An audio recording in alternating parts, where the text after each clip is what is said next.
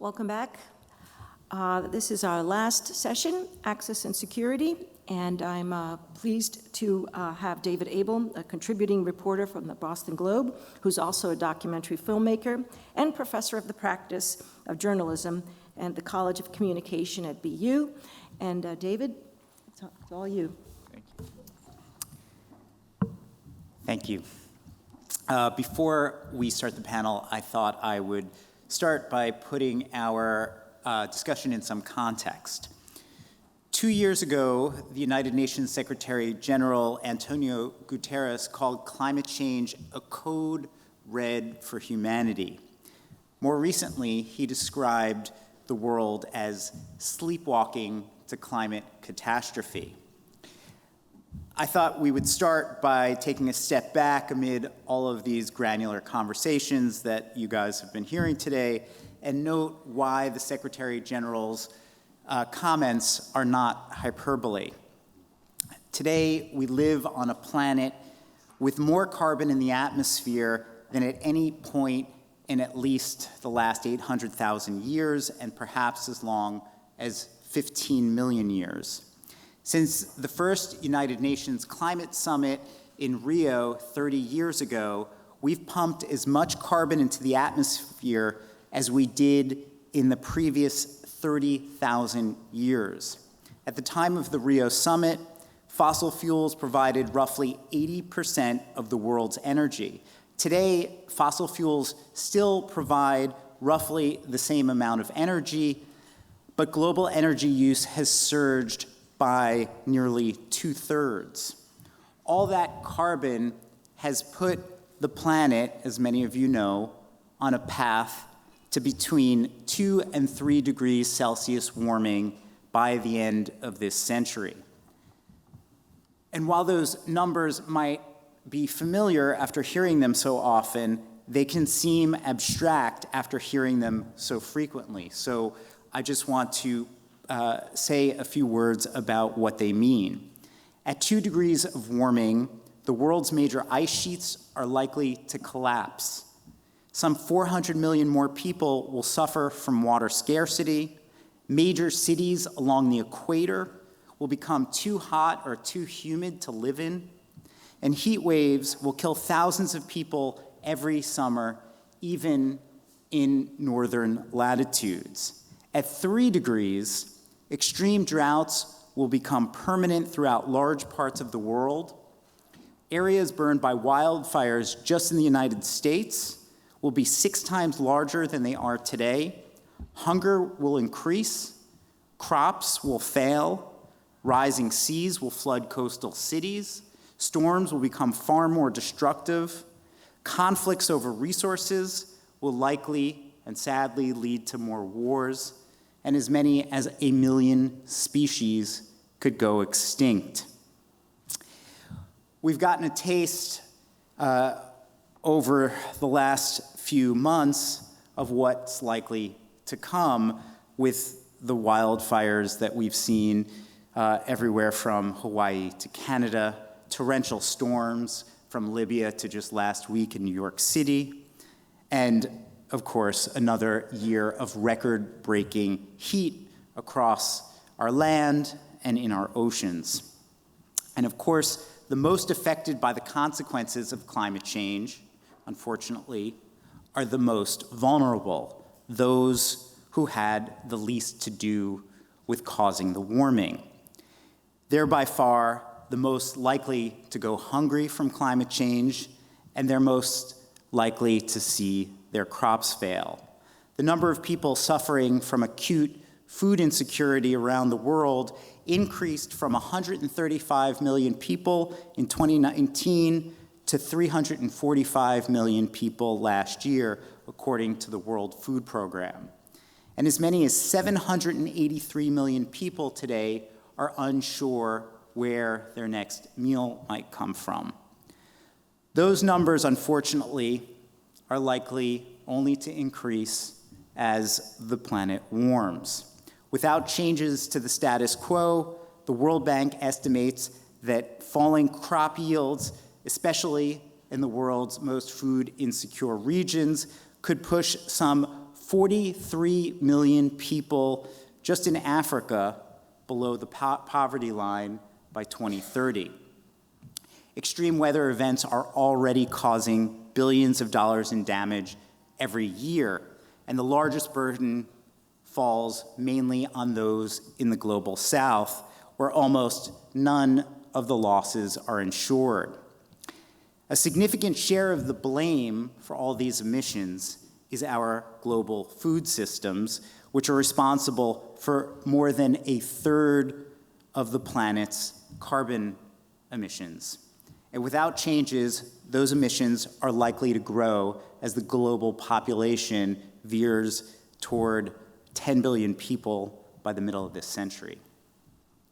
Joining me to discuss the impact of climate change on access and security issues are Christina Hicks, an environmental social scientist at Lancaster University, Shafiqul Islam, a professor of environmental engineering and water diplomacy at the Tufts Fletcher School of Law and Diplomacy, and Jahi Johnson-Chappell, am I saying that correctly? Good.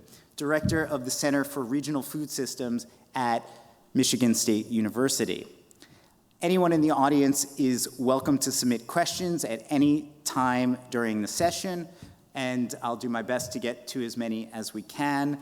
Whether you're watching in person or online, you can submit questions via the Slido app, if I'm saying that properly, which is provided on the screen behind me and posted in the chat of the Zoom webinar. Okay, so with that, I would like to invite Christina Hicks up to present first. Thank you.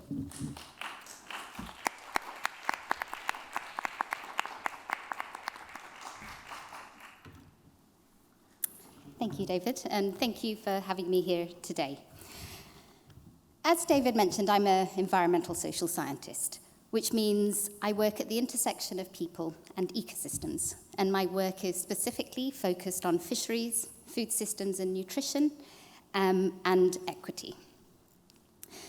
Fisheries are an often overlooked aspect of the food system, but they've fascinated me for over 2 decades. They're one of the main remaining systems of wild harvest. Thousands of different species of invertebrates, fish, and plants are caught around the world, often in remote and rural areas, using a wide range of techniques. Fisheries are often informal, but they are significant. So small-scale fisheries, for example, account for almost half of global catches. They employ 90% of the world's fishers, and most of them are in Asia, Africa, and Oceania, where customary systems of tenure still exist. I fell in love with the character and the identity of fisheries during my first job when I was working in Kenya, and I'd spent 2 years traveling up and down the coastline. Most of my time was sat sitting and waiting with other women often for the fishermen to come in so I could measure their catch. And this time gave me a real deep belief that these deeply entwined socio-ecological systems could be both sustainable and dignified. Fish, invertebrates, and plants are also highly nutritious. They're rich in micronutrients, which are things our bodies need in tiny quantities, and they're essential to growth and development. And in many countries in the global south, where we heard earlier on, diets are often predominantly plant-based, often starchy plants with low nutrient density. Fish have a really important role to play in providing some of the only micronutrients and the only source of animal source foods. So efforts to address food security often begin with the question of whether there's enough, and more recently, of the right types of food available. So we use this as our starting point as well. And we examined how much fish has been caught historically from the world's fisheries, and use this to quantify the quantity of key micronutrients that are also being landed, to enable us to establish whether there are sufficient nutrients to support nutrient needs. So the graph on your left that you can see shows that between 1950s and the 1990s, total catches increased, after which they began to decline slightly. But they were replaced by aquaculture and mariculture. On the right-hand side, you can see what happened to the nutrients in those catches. And they followed a similar pattern. They increased up until the 90s, but then they plateaued. But what this suggests is that fisheries-derived nutrients are now as high as they have ever been since records began. And we know that per capita fish consumption also has doubled. So if we disaggregate this data by countries, so here each dot represents a different country, and I'm showing you two different nutrients, calcium on the left and iron on the right, and up the y-axis is the per capita yield, so how much of these nutrients are available, and to what extent is it sufficient to meet the nutrient needs of the coastal populations, being 100 kilometers from the coast. So the black line is the point at which, if that was the yield, there would be sufficient nutrients to meet the needs of every child under 5 years in that coastal band. And what you can see is a large number of countries lie above this line. But along the bottom axis is prevalence of inadequate intake. So many countries are above the line, but there's still high prevalence of inadequate nutrient intakes. So there seem to be sufficient quantities of the right nutrients available and already being caught by global fisheries, and often in the places where they're needed most, but they don't seem to be getting to the vulnerable populations or the populations that need them. So we know availability isn't enough, of course. So often when we think of access, we think of economic access or the affordability. So we looked at the price of different species of fish or different groups of species of fish across 39 countries globally, and we compared them to the cost of the cheapest daily diet. So essentially this captures the expense of adding a portion of fish to the cheapest diet. So across all countries, you can see on the left-hand side that fish provide an important and affordable source of food. And in particular, right up at the top, far cheaper than the other sources of fish, are the anchovies. And these anchovies, these small pelagic fish, are also the ones that are richest, that are some of the most dense sources of micronutrients across all foods that we have. So this suggests that sufficient quantities of affordable nutrients are being caught in the places where they're needed most, suggesting that local availability and affordability are not translating to access. And the high-level panel of experts reporting to the World Committee on Food Security has highlighted that access really needs to engage with deeper concepts. So agency has been added as one more pillar of food security. So many of those countries that lie above the line, but to the far right-hand side, where inadequate nutrient intakes are prevalent, are in West Africa, and many of them are in low-income countries. So last year, I travelled with two close colleagues to Senegal, which is a low-income nation in West Africa, with productive fisheries but large nutrient gaps, to establish why these nutrients are not getting to those populations that need them most. The waters off Senegal support a high abundance of these often small pelagic fish. The fishery supports many jobs for fishermen, but also many women traders and processors. But in 2020, most of the stocks were assessed to be fully exploited or overexploited, suggesting there's little room for growth.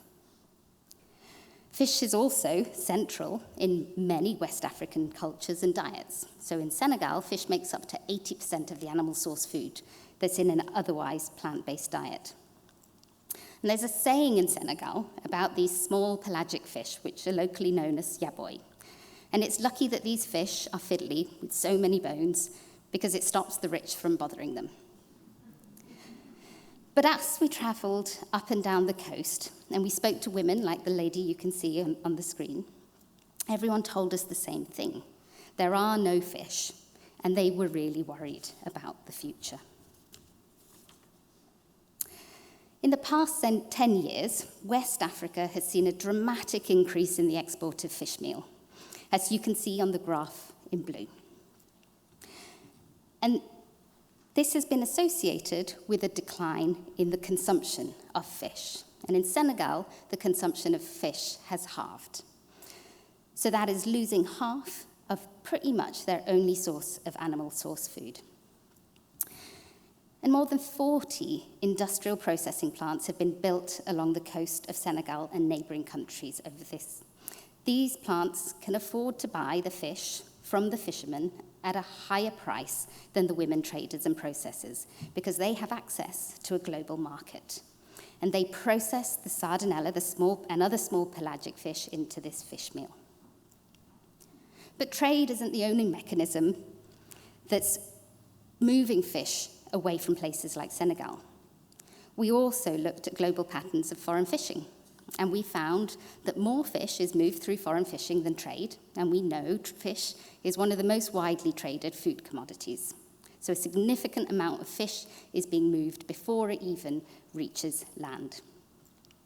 Worryingly, this tends to move nutrients towards the greatest winners, who are already nutrient-secure regions where the percent of unmet nutrient needs is very low.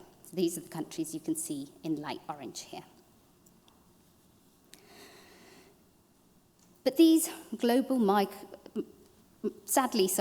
these impacts are not restricted to the coast.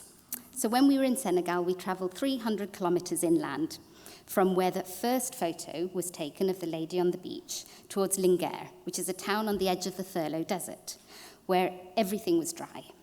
And temperatures were in the mid-40s. I'm from the UK, so I'm not quite sure how that translates to Fahrenheit, but it was hot. I was hot constantly, in the middle of the night, in the middle of the day, you name it. And the main livelihood changed from fishing to pastoralism. And there in a dusty market, we found this lady on market day, and the only source of animal source food she had available was this small basket you can see in the bottom left-hand corner of dried yaboy that had been transported on the back of a lorry from the coast.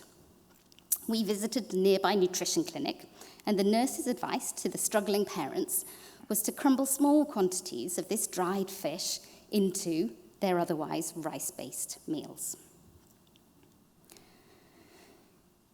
So these global market forces, as we've heard clearly from David, rerouting are not the only global drivers affecting global fisheries. Climate change has already resulted in species compositional changes, and these changes are expected to escalate, closely tracking greenhouse gas emissions. So the graph you can see on the left shows you the expected global changes in the availability of nutrients going forward for two climate scenarios. SSP1, 2.6, which means we need to meet the climate targets, which we're not on track for. And then us doing effectively nothing, which is SSP 8.5, or our business as usual scenario. And the difference between meeting the climate Paris targets and not is a loss of up to 40% versus 10% in the strong mitigation scenario. What worries me even more, and probably what adds to the global complacency to act on these matters, is that in the more severe scenario, SSP 8.5, almost all the losses will be felt in the tropics. So the tropical line you can see is the purple line on the right-hand side, and the extratropical is the green. So big fishing nations that depend on fisheries for their diets, but also their economies, like Senegal, Solomons, and Indonesia, will be facing the largest losses. In the final slide, this shows you essentially how for every degree of action or inaction, we will see these existing inequities exacerbated. So that us delaying action has a considerable impact on our food systems, but those impacts will only get worse and exacerbate inequalities. So, can I say anything positive? What can we do? So we already know what needs to be done. You know, we've made a number of promising commitments, but we really now need to act on them. I think Jahi will go into more detail in a minute about some of the more of the actions that are needed. But firstly, we all know we need to rapidly decarbonise, but we're not on track to make the commitments that we've made. Getting on track will have a significant impact. It'll be the difference between the most vulnerable regions in the world losing up to 65% of their nutrients by the end of the century, compared to just 10%. Last year, within fisheries, we reached a historic moment in the WTO where all member states voted to phase out fisheries subsidies. And this was a great success because they drive overfishing, they drive distant water fishing. But the current text is nowhere near ambitious enough. It allows far too much fishing and overfishing and distant water fishing to go on.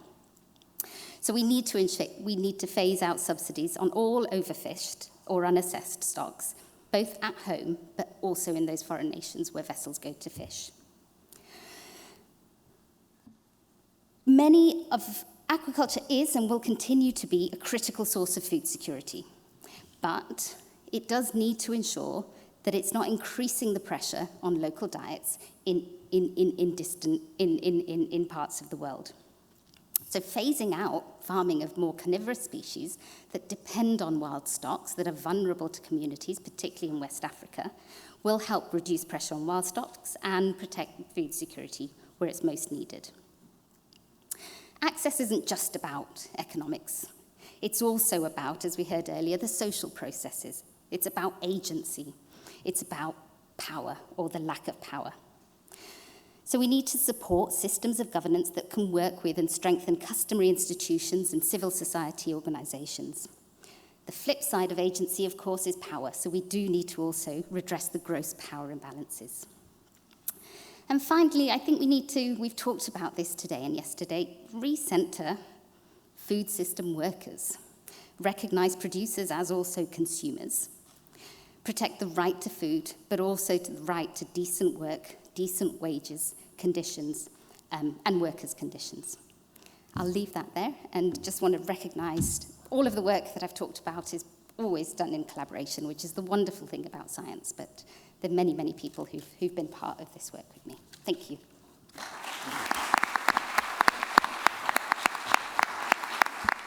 Thank you, Christina. Jahi?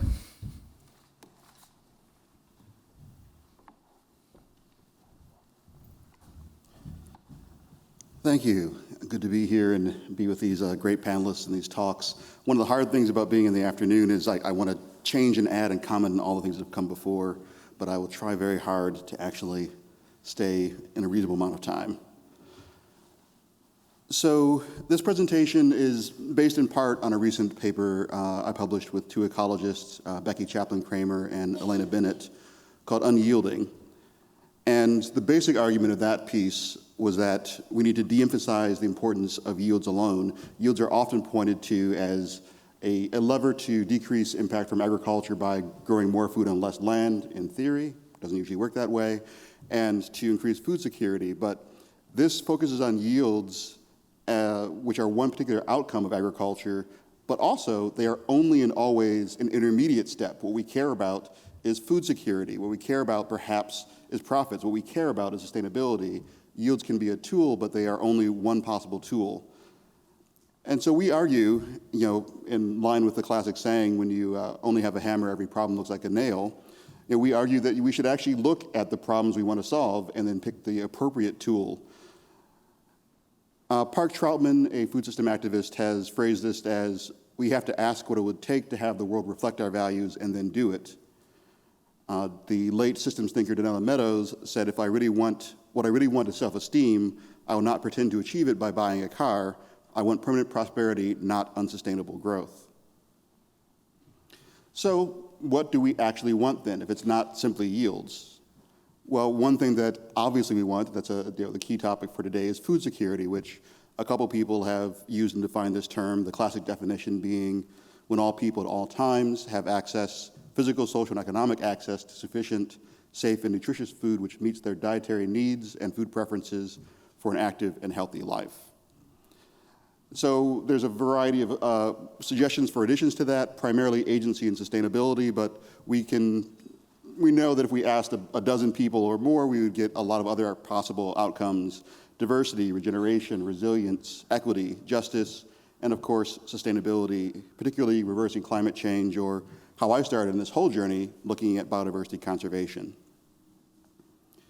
So let's figure out what the tools are then for these goals and not just apply the easiest tool at hand. So one really good way to do that is to look at what is the evidence and the understanding on how food security has improved. And I think one of the most important pieces here, this is from 2015 by Lisa Smith and Lawrence Haddad, updating a piece that they originally wrote in 2000, looking at the reduction in childhood undernutrition in what I like to call the majority world instead of developing countries or global south, because a majority of the world lives there. And in this 40-year period, we know that there was around a 50% drop in stunting amongst children in the majority world, around 100 million fewer children. And they point out one of the reasons they use this measure is because it's one of the ones that has the best, most reliable numbers, and so this also can be seen as a proxy or a stand-in for food security at large. So how did that 100 million fewer children that were going hungry or being stunted occur? Going through quite a lot of econometrics, they came up with this final result as the underlying drivers: safe water, sanitation, female secondary school enrollment, gender life expectancy ratio, that was their measure of political equality for reasons I won't get into right now, dietary energy supply, basically yields, how much food is there, and energy from non-staples, which is dietary diversity. So yield is in there, productivity is in there. It is a factor, availability is important, but they found it's about 20% of the reduction. We could see that 25% is access to safe water, and 22% is female secondary school enrollment. So we need to pay attention, I think, to these kinds of results, which have been replicated and verified by other researchers as well. And when they look not just at this historical breakdown, but then looking at the patterns for what seem to be the most powerful levers for reducing it in the future, so the future might have a different pattern than the past, they actually found the most evidence for the strongest lever being dietary diversity, or percent of energy from non-staples. But if we look at the next top two, there's also access to sanitation and female secondary school enrollment. Per capita energy supply yield is in there, but again, it's not the most important factor.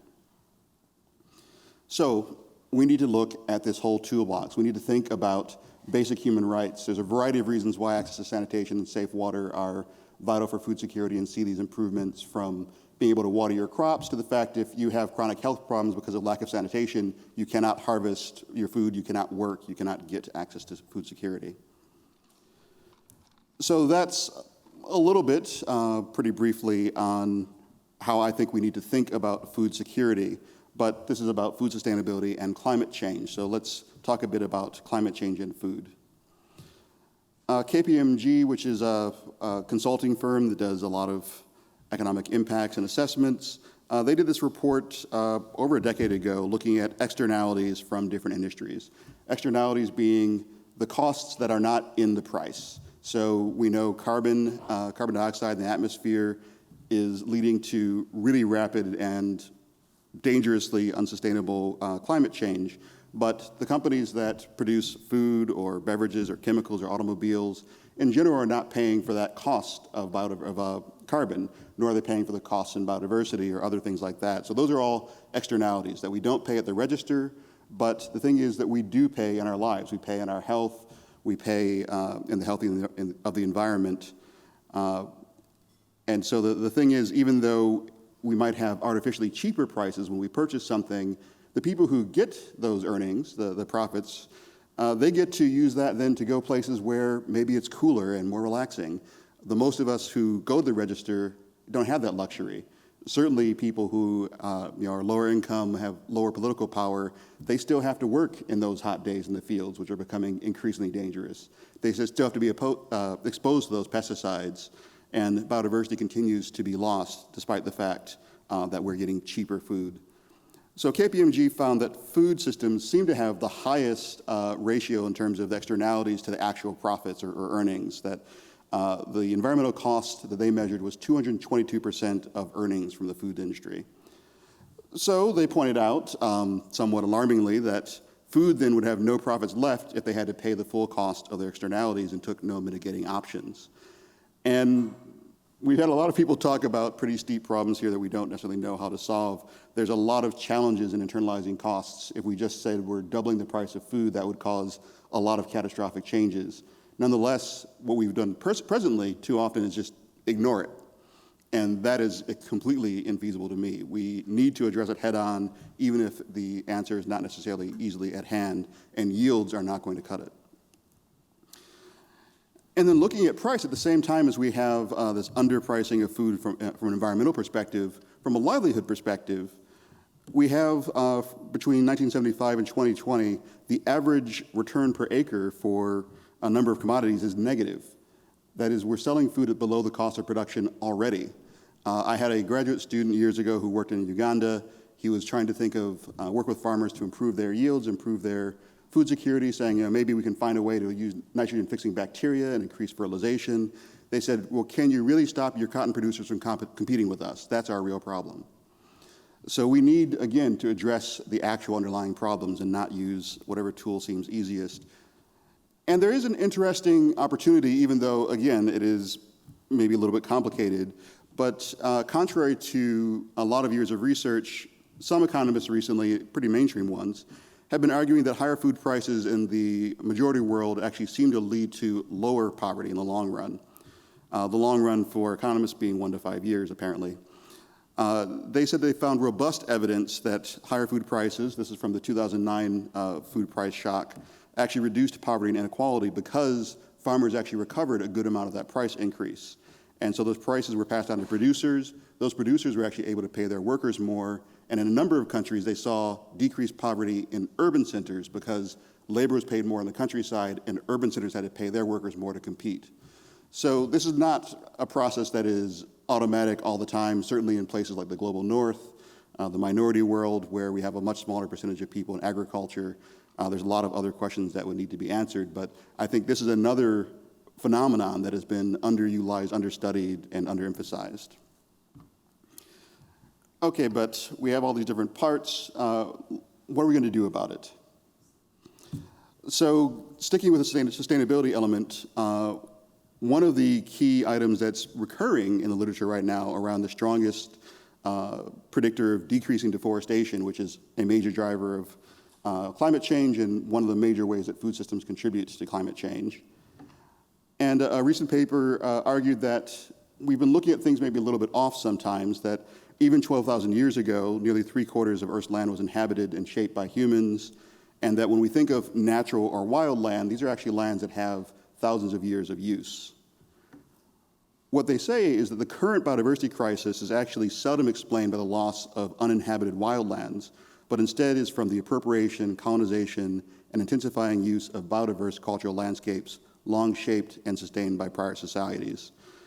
Recognizing this deep cultural connection with biodiversity will be essential to resolve the crisis.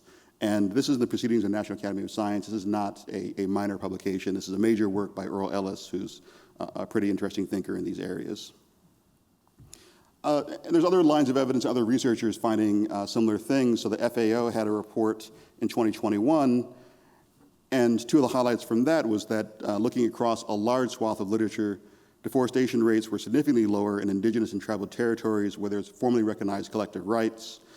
A deforestation rate inside indigenous woodlands where land property had been insured were 3 times or nearly 3 times lower than outside those areas. In Bolivia, 2.5 times in Brazil, and 2 times less in Colombia. And these territories owned collectively by indigenous peoples avoided around 50 to 60 million metric tons of CO2. So that's great, indigenous sovereignty, fantastic. What do we do about it? This, I think, is where there's maybe a simple challenge and a hard one at the same time, in that I really see the future of food sustainability, of food security, of climate change and biodiversity in really reshaping the way that we conduct our policies, reshaping the way that we think about democracy and power, as Christina referred to. And the thing that's great is there's actually a lot of examples of what some people call new democratic technologies that are out there, alternatives that allow people to participate deeply and respect the sovereignty as citizens and as residents, rather than just farming it out to elected politicians. There's a lot of direct democratic, participatory democratic, deliberative approaches, Helena Landemore, who actually is a Harvard grad, I believe, is a really interesting thinker around this and has talked about different ways of selecting for the U.S. Senate by lottery as one of her proposals, which shocks a lot of people, but I think is a really interesting and useful thing to think about. So there is so much to do. There's so many complicated problems around us. It can be very overwhelming, but at the same time, it's an opportunity. With all these different issues, all these different factors, I think it's vital for all of us to be involved. And so the way to do that is to choose something that gets you excited. Choose something you're passionate about, learn about it deeply, recognize what a grad student mentioned to me recently as the peak of despair, that as you learn more, you're going to see how much you don't know, but that's a natural part of the process.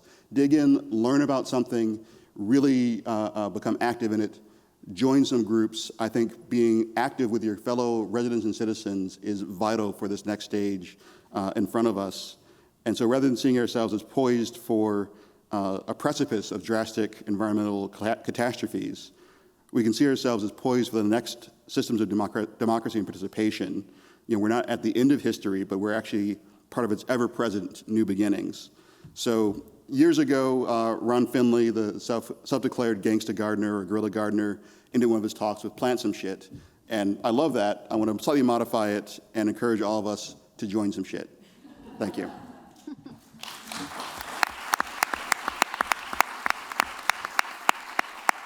Thank you, Jahi. Shafiq?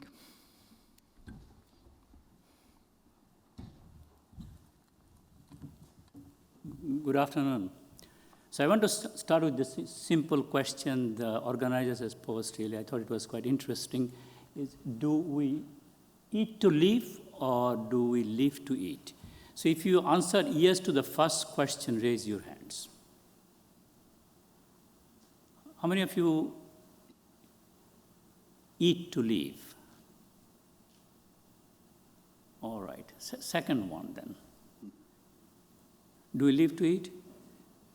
All right, so this is good, really. I did the same experiment today morning in my class. So about 70% of the students say they would like to do the first one, eat to live. And I think it's about the same here. This fairly innocent-looking question really has no direct answer. If I ask you really individually, yes, most of the time the answer will be depends. Then the question is really depends on what? That's not clear. So what I would urge you to do really, so if I take, for example, Christina's example, that if you want to look at the nutrient yield and nutrient availability, there is plenty for all 8 billion of us. But it's not happening. Historically, this idea of providing somewhere that I have surplus and I have deficit, average them out, we will get a better solution. That has been done, and it's not new. It's nothing basically unconventional about it. Then the question is, right now, about 800 million people do not have food on a single day basis. There are several thousand people going hungry in Boston then. So what is going on? So the problem is here. Are we asking this question at the global scale, at the scale of the United States, Massachusetts, Harvard, or at my own level? If I'm hungry for maybe about 2-3 weeks, I will die. So that's a personal level problem. Is that happening at the global level? Yes, 800 million people do not have access to food on a day-to-day basis. So the question that is being posed here, feeding the future, is really a problematic question. Because this question simply cannot be answered really just by looking at a particular global scale or at the scale of the US or at Senegal or Massachusetts or Harvard. At any different scale, this has a very different manifestation then. So that brings us to this question that, okay, are we food scarce or food secure, food sustainable? These questions are so pervasive and so fluid that it has no meaning to me, really. But these questions are not actionable. And I put something in between, it's called FEW, and FEW is something that is very basically cleverly acronymed, food, energy, water. So I cannot be just food secure or food scarce because 80% of the water that we use globally is going into agriculture. So food and water is linked. So how are they linked? And what that linkage mean? Do I really need to grow food in, say, Arizona rather than doing it in Bangladesh, where more water is available? For example, Saudi Arabia really doesn't have any water. They decided that they want to be the largest exporter of wheat, and they were. 25 years subsidy has basically created a serious environmental disaster. So these questions are really very convoluted. That brings us to basically something very clear. If you look at this diagram, really what's happening from 1960 to 2020, everything is growing. So this is 1960 just by happened to be that is the year I was born, and they put it in there. Now, in last 60 years, you're seeing this tremendous increase in all kinds of things, from population to temperature to global food production. So if we just take that number, that itself will create problem. So I give an example from the Nile.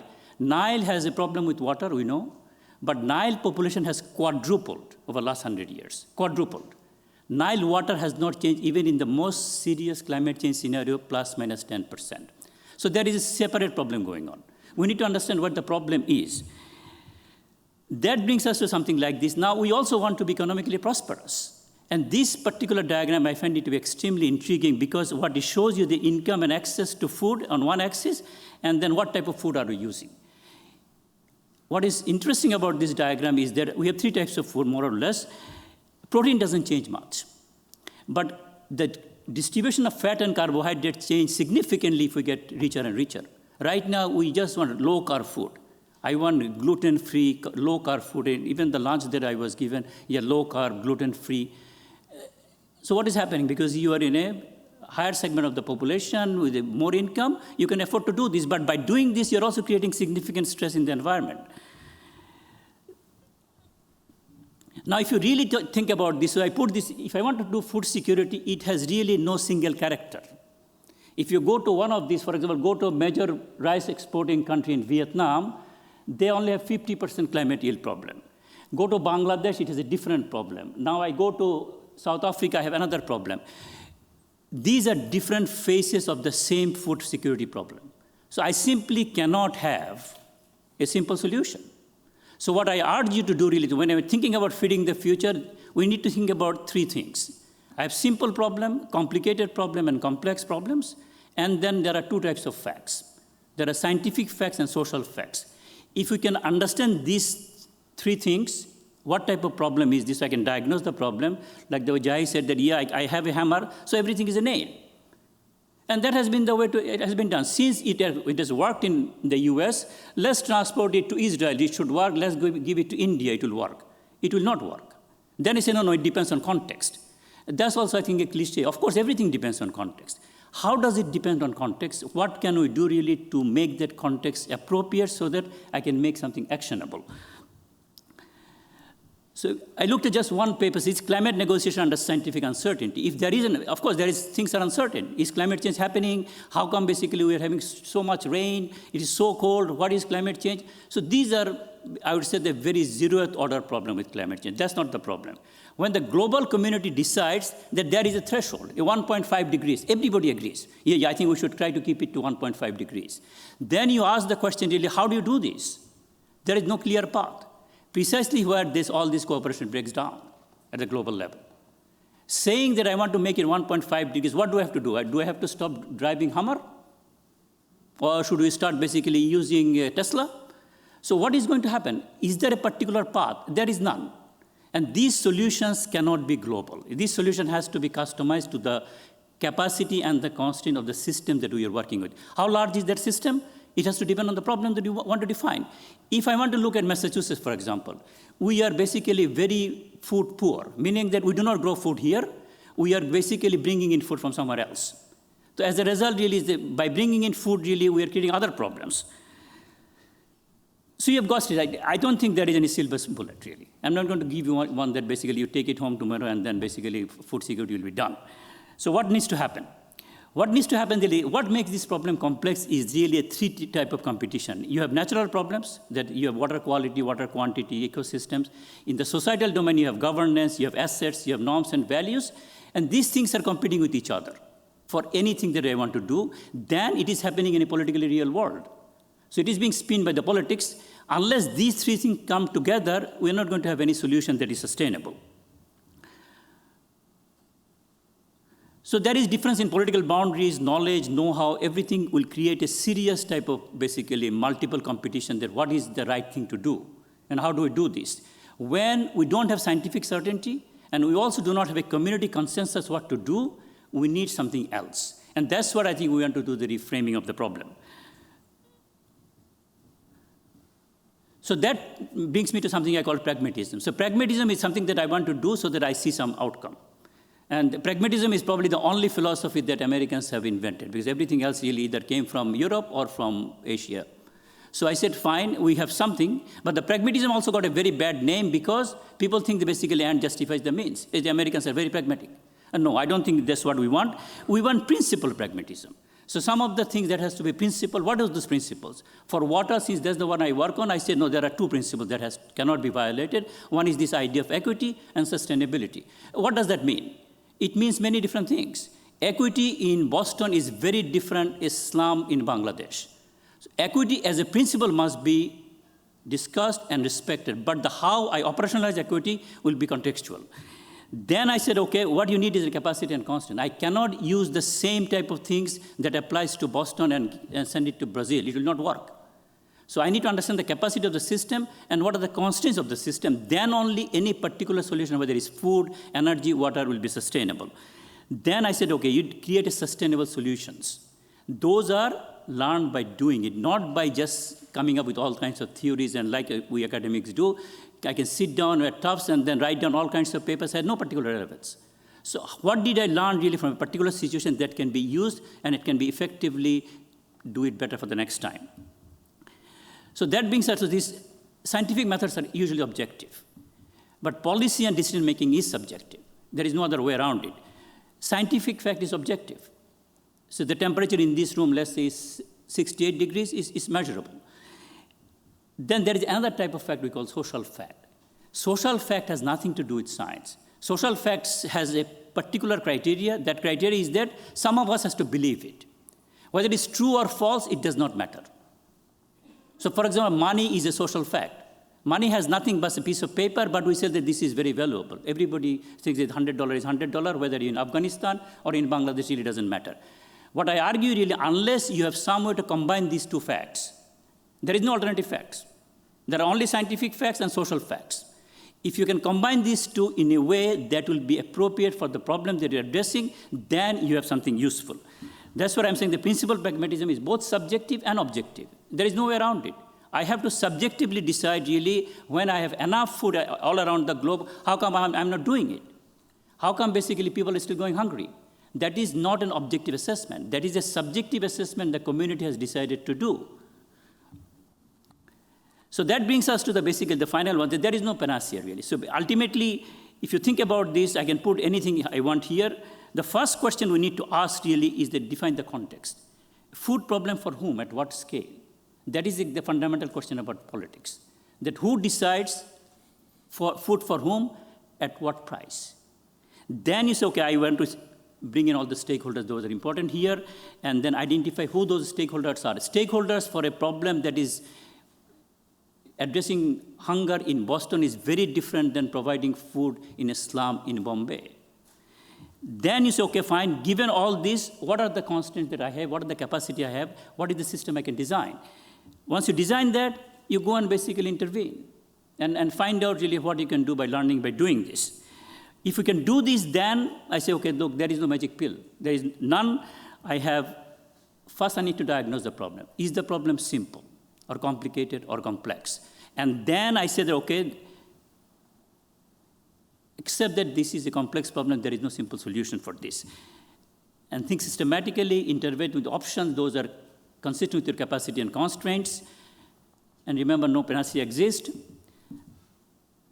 That brings us to this simple diagram that I'll be ending with. So when a particular problem has no certainty, so I'm in the x-axis. Depending on where I am, most of the problem that we have decided so far in the green zone, meaning that we know what to do, we have consensus, we do it. So this is like flushing a toilet. will be a simple problem. Getting water in this building from Kwaban is a complicated problem because we have taken water from Kwaban and bring it here 50 miles, and I have hot water here. That's a complicated problem. Sending someone to the moon is a complicated problem. Complex problem is the one where human beings get involved. Like when Kwaban Reservoir was created in 1920s, 4 villages were eliminated. That creates a problem. And that problem is a complex problem that has no simple solution to this problem. Then you need a different type of decision making then. So to address this food problem, really, I need to decide what is the problem. Is the problem really a particular pollutant in the food? That's a simple problem that can be resolved. Is the problem is to feed everyone? It's a complex problem. It is not that lack of resources will be the problem. The problem is then, is the community ready for this? If the community is not ready, really, I can have the best scientific solutions. That's not going to work. So essentially then what I am saying that no established methodology exists for this type of complex problems. So we simply cannot get a simple solution to this problem.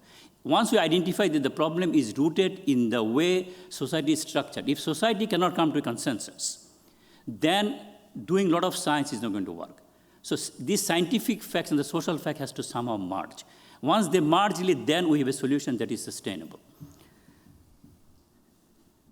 So that brings us to the last slide, is that we want to create a sustainable solution space. That space really has to be customized at the scale that I'm interested in. That scale could be Massachusetts, it could be a continent, it could be a state, it could be even a county. So the key challenge is that can I create that safe space? Right now we are not. Unless we can create that safe space really based on the scientific observation that we have, which is objective, but the choice of that, basically what path to follow, is subjective. And that has to be done by negotiation and by stakeholder participation and by bringing in everybody on board. So with that, I'll stop. Thank you.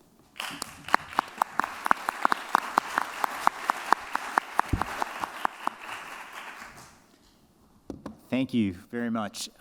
Okay, it looks like we're running a little behind schedule, so I will start with a few questions for each of you guys, and then we'll turn to the audience questions.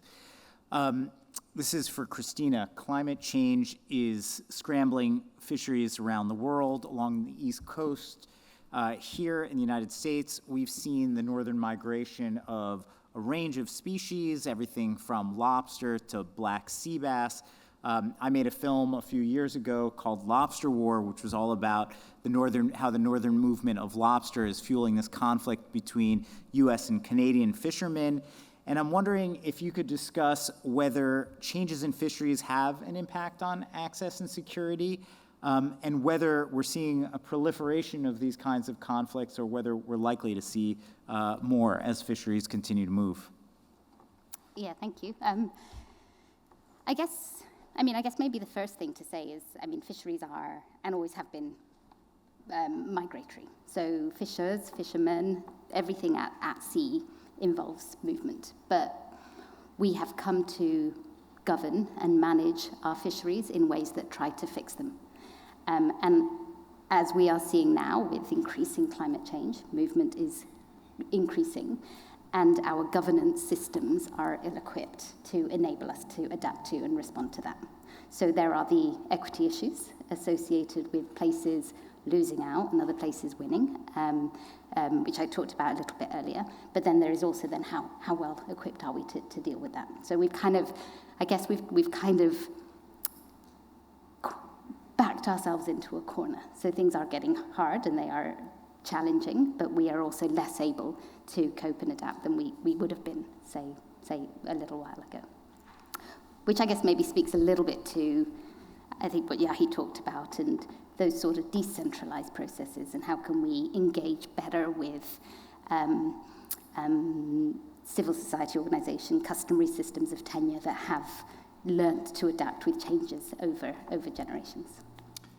Okay, Jahi, do you see any countries getting it right in terms of balancing indigenous rights, women's rights, land reform, in ways that might make a material difference in reducing hunger?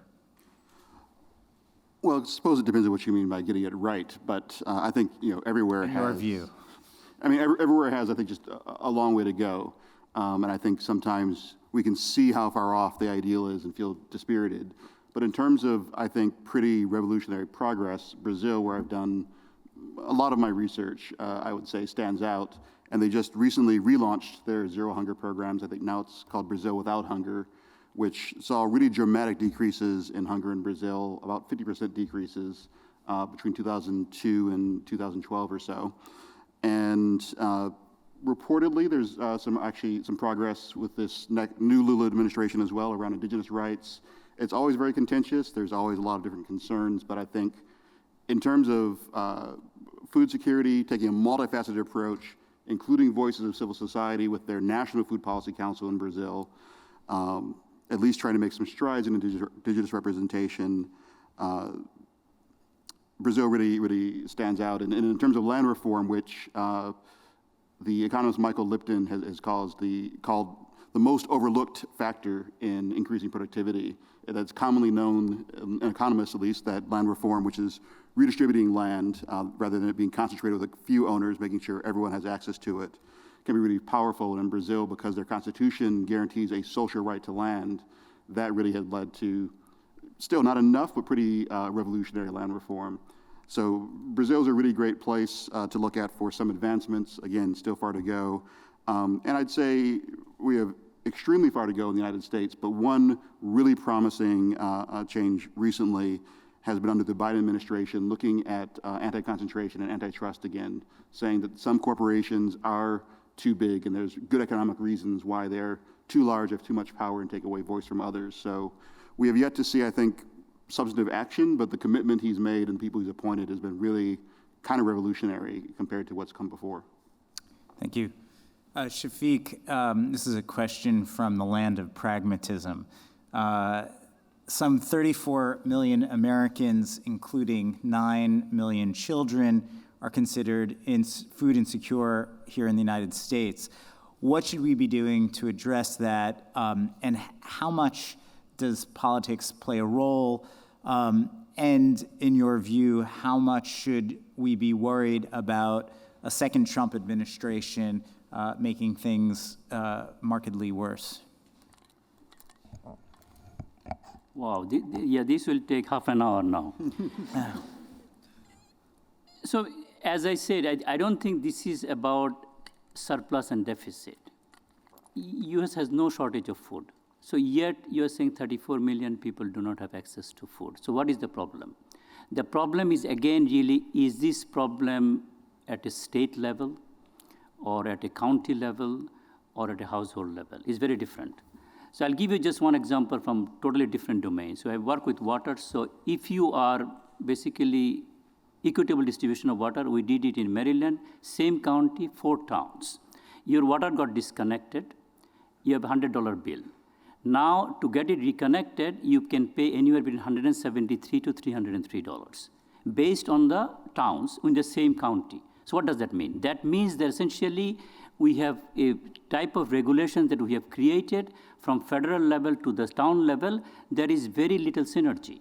Now, if you want to provide access to food, there are many ways it can be done. And this is another Uber and Airbnb story that I tell. So what is the Uber and Airbnb? Uber and Airbnb has some unutilized resources that was not utilized. So now they've come up with some brilliant apps and you're doing it. We can do the same thing. From farm to the fork, loss of food is about 60%.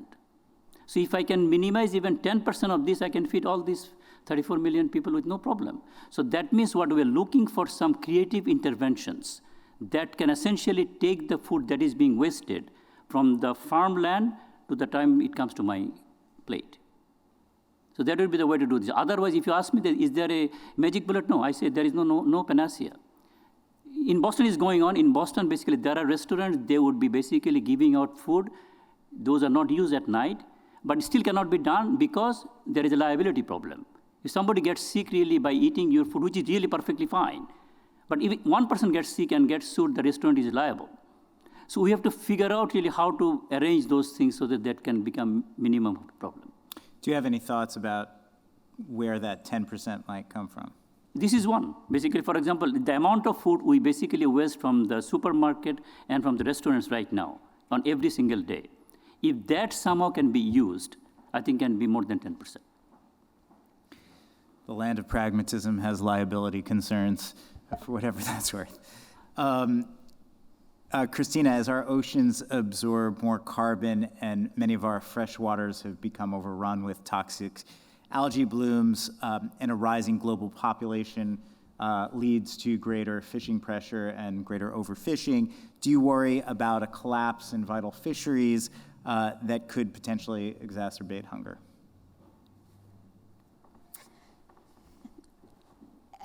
I guess that's quite a big question. It's a big question. Yeah, I mean, I think in the last FAO report on fisheries and aquaculture, I think something like over 80% of the landed catch is from sustainable stocks. I think we've made incredible strides in improving fisheries management. I think we have a long way to go. I think what makes it very difficult for nations to manage their fish stocks is where the drivers of overfishing are increasingly further and further afield. So, for example, in Senegal, it's very difficult to control the distal drivers when funding the fishing comes from far, far away, where the markets the fish are going to are far, far away. So then the capacity for Senegal to manage their own stocks and the incentive for Senegalese fishermen to respond to those regulations is really diminished. So I think the challenge of fisheries management is far, far greater than the fishermen themselves. I think it's these global drivers that really we need to think through how we can bring them into the fisheries governance and management equation. Okay. Jahi, in your book, Beginning to End Hunger, you look at innovative programs to reduce hunger. With the benefit of some 5 years of hindsight, have your views of any of these programs changed? And if so, why? And if not, are you seeing these programs being replicated elsewhere? And is that something that's even possible? So Beginning to End Hunger explored the city of Belo Horizonte, Brazil, which really sort of trialed the programs that became Zero Hunger later on in Brazil. I wouldn't say my assessment has changed, but the new head of the Food Policy Council, the National Food Policy Council in Brazil, just wrote an article previewing some of their new Brazil Without Hunger programs.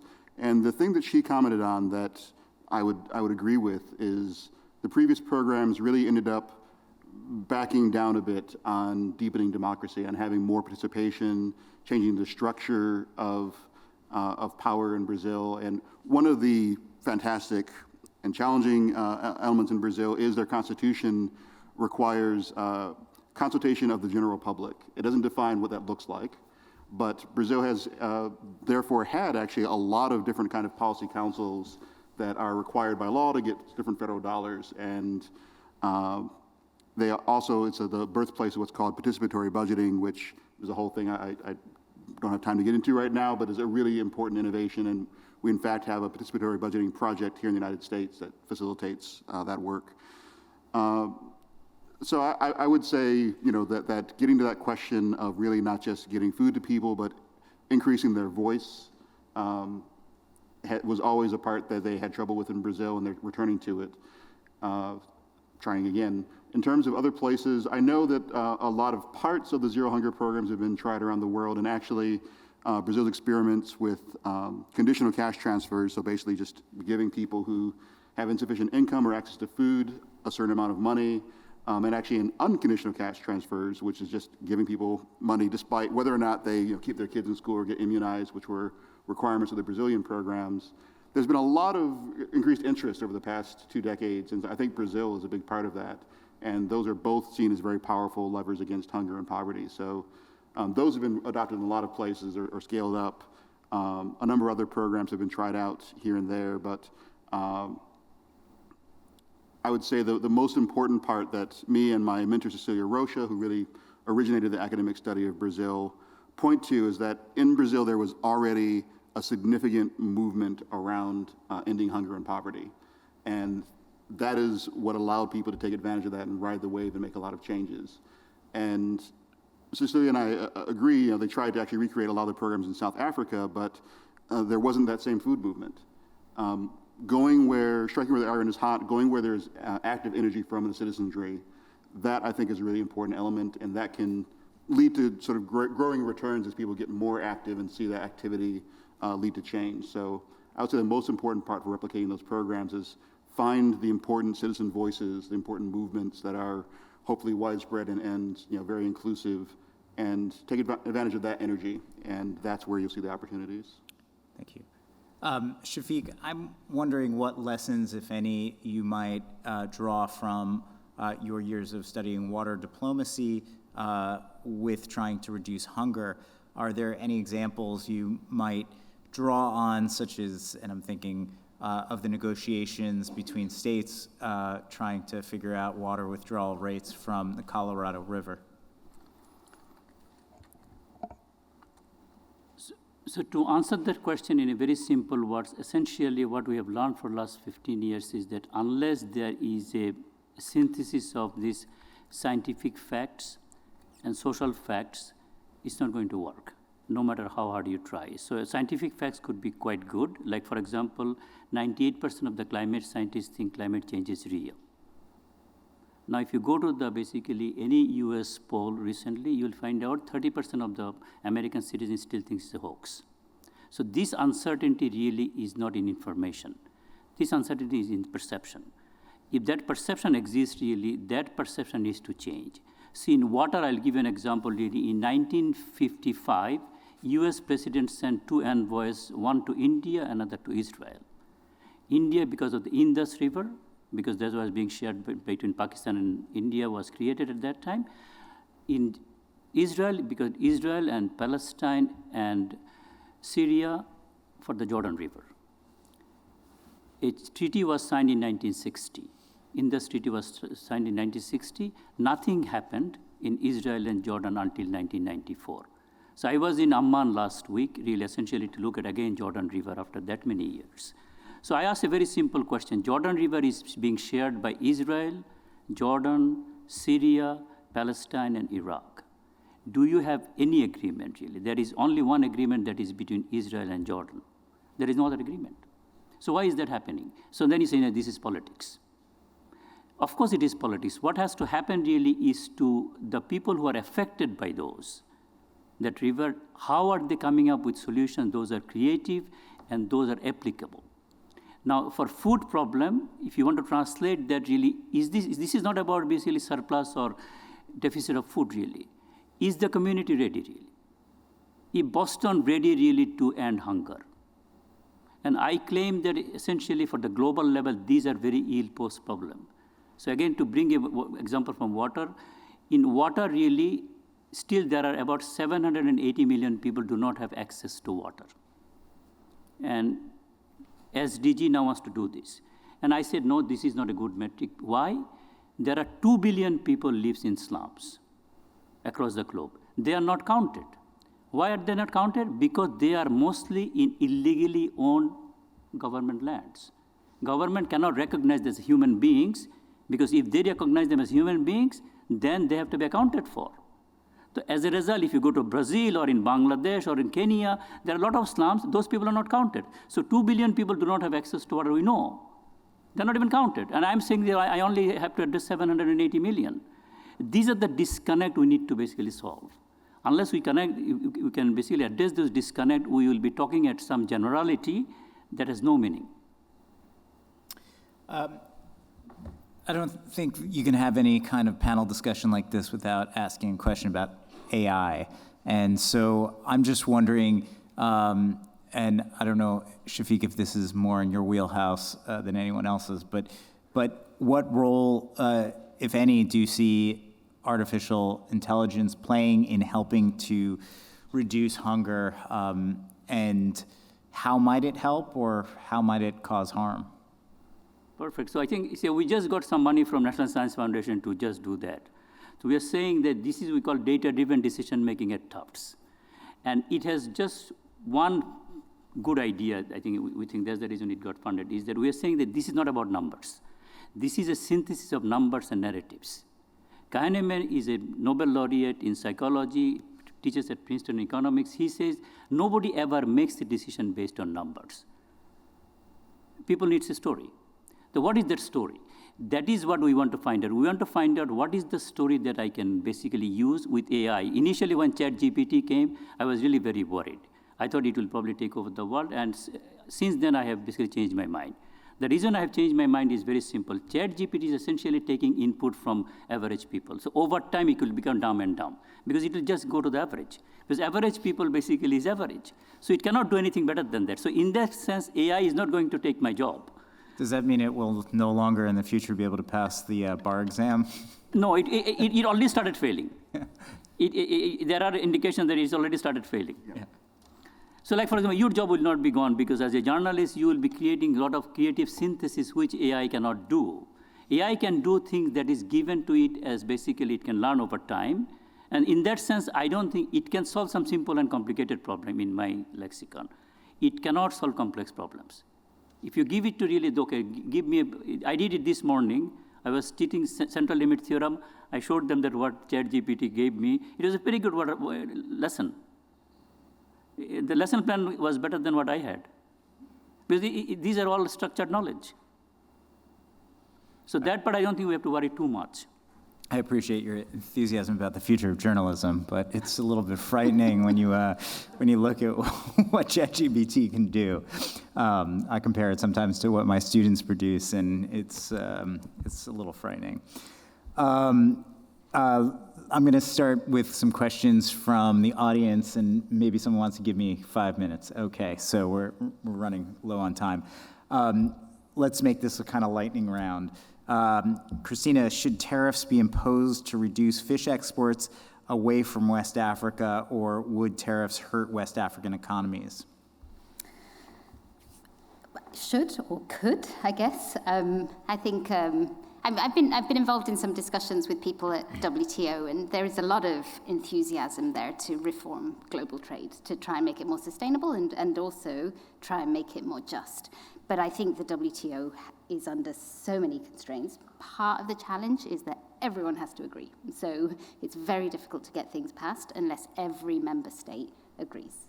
So, but whether tariffs can be imposed on fish subsidies, that question of whether we should actually be adding tariffs onto natural resources like fish to enable them to stay in the countries in order to value essentially the raw material more than we value capitalists currently do. I think it's an important question. I don't know if it's possible, not within the WTO system, but I do think there should be ways in which local food is retained locally. So it could be through voluntary kite mark initiatives, for example, like they did with diamonds, which didn't necessarily work very effectively, but there are precedents, that can be built on. But the principle of ensuring that nutrient needs are met locally before foods are exported, I think is an important one that should be considered.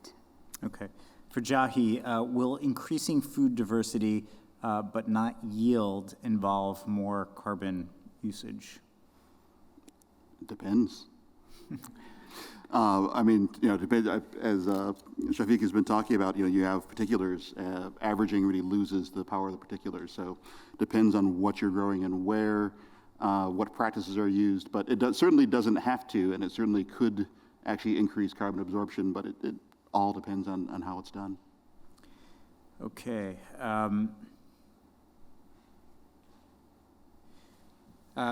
Are there, Shafiq, successful practical pragmatism projects you'd point to for real-world demonstrations of methods and results? Okay, so I'll give you one from water. So, like when Israel-Jordan Treaty was signed in 1994, Israel decided that basically they will store water for Jordan during the rainy season within Israel. By all definition, that's a territorial serious problem, because why would basically Israel save water for Jordan in their Lake Tiberias, which is in Israel's border? But they did, because it was done in a way that basically the agreement was when in the dry season comes, they'll give back the water. And it has survived for the last 30 years. And this is a wonderful example of really what creative solutions can do, because Lake Tiberias was there, Jordan River was also there for the last 3,000 years. But this particular solution was not there. What in negotiation, what we're trying to do, we want to come up with creative options that do not exist. Can I create different options? Like food, for example, is a very good example because food can be substituted. This is a substitutable resource. Water is not. Air is not. So air and water, right now water we have already started pricing. See, this basically, if somebody brings this to my class, they will get -5 because you cannot get bottled water because this is a $70 billion industry.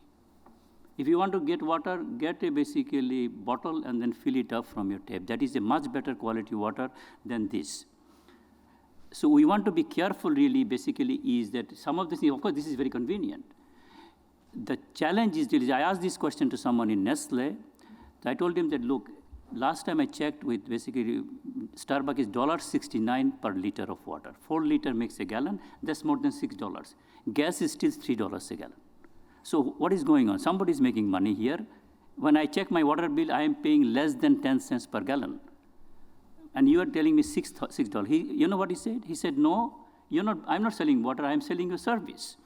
Because if you go to Himalayas, there is no water, and you can take my bottle. So that is the type of things we'll be framing and reframing. The challenge for us as citizens is to challenge those framing. For the record, I was going to say that this doesn't have any plastic, but I guess this sort of defeats the purpose. No, but I think we're out of time. Thank you very much, each of you guys, and thank you to Radcliffe for inviting us.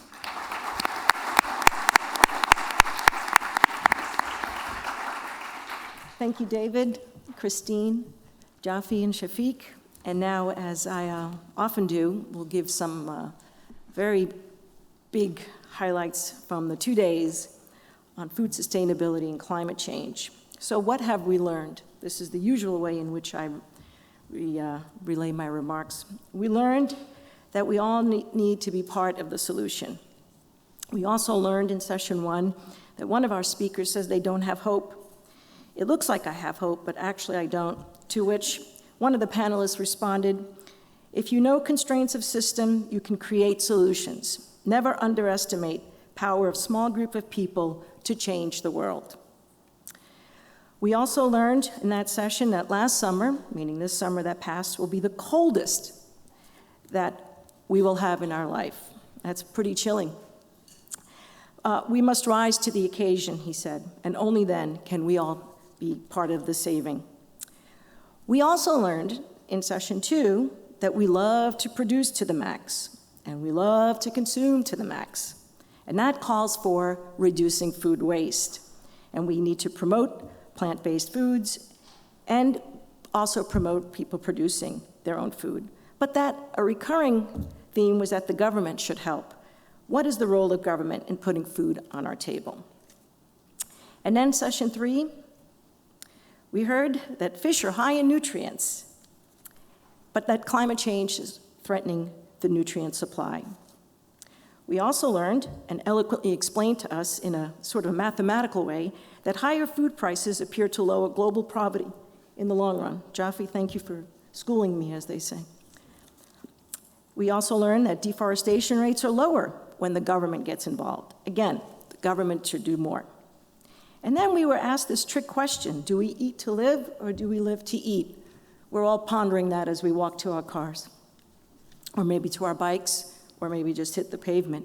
And then I would be remiss if I don't thank Irene Lee, who was the keynote speaker last night. She's the co-founder of the Meng Meng dumplings, and she and Barbara Moran last night, it was just beautiful discussion on everything related to food sustainability and climate change. And at the end, she was asked if she was hopeful. And of course, she said, of course I'm hopeful, because she provided us last night with these extraordinary dumplings, free, generosity of, unparalleled. And she said, I'm hopeful when I see all these people lined up outside waiting to have my dumplings. And the way she measures hope is that she, quote her, dumplings make the world go around. So we all have a metric to measure our hope, right? I'm a very hopeful person, to the annoyance of many of my colleagues, but I won't give up. I will remain hopeful. So with that, I want to thank you all in the audience, the virtual audience. I want to thank Becky. I want to thank Ido, the speakers, the moderators, just masterfully done. I really want to give the biggest heartfelt thank you. Thank you.